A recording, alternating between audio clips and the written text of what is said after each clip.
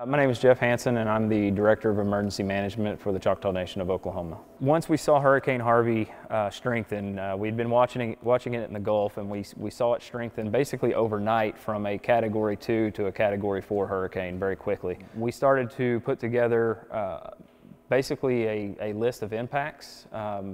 Once we saw more of what the track was going to look like, we knew kind of what we'd be looking at. We knew this would be a slow-moving storm, and so our main threat was going to be rain and flooding. So I worked with the Geospatial Information Systems Department, and we put together a map.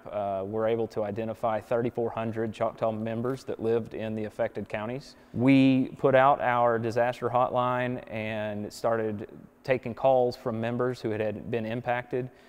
The first real incident that we saw from Hurricane Harvey, we actually saw several families evacuate all the way from Houston to the Choctaw Nation area.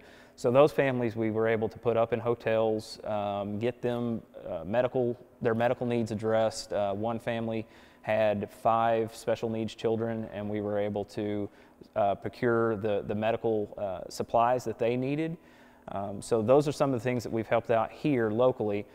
Additionally, we've taken calls from tribal members throughout the affected area, and so we've been helping them either with hotel stays or guiding them through the FEMA application process.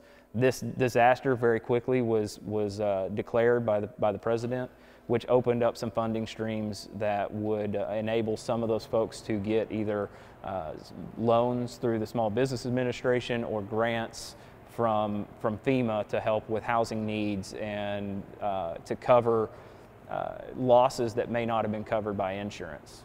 At this point, we believe that Hurricane Harvey is probably the most costly hurricane that we've had in the history of the United States.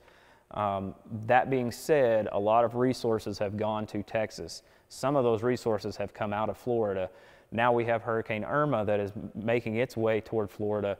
And some of the smaller jurisdictions in the south part of Florida, specifically in Monroe County, Key West, Marathon, those areas have initiated some contract assistance, and we were contacted to go down and provide some incident management, situational awareness. So we're sending 2 of my staff from the Emergency Management Department.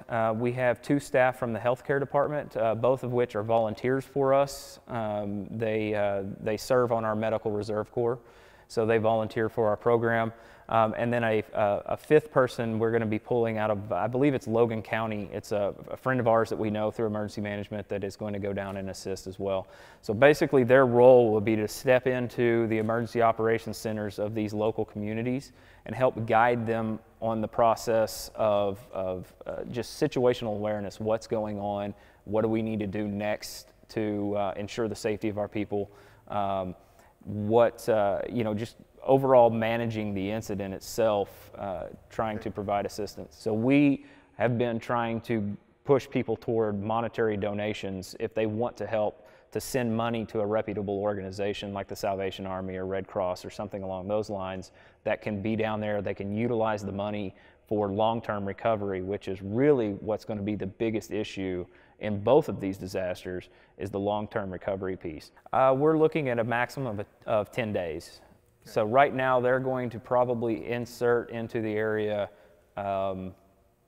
after the hurricane clears the path, and they will be down there for 10 days, mostly to do situational awareness and help lead the damage assessment and get a good idea of what the needs are for those communities. In addition to that, I mean, if people want to get involved and they want to help, and that's something we see in every disaster, is that humanitarian desire of people, and we see the best of people come out during disasters.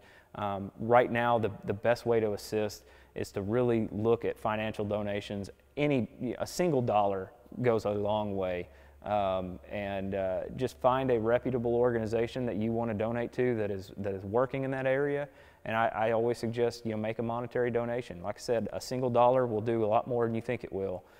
So instead of going and spending $20 at Walmart to buy certain things and sitting down there, take that $20 and invest and donate it to a charity organization that is active in the disaster.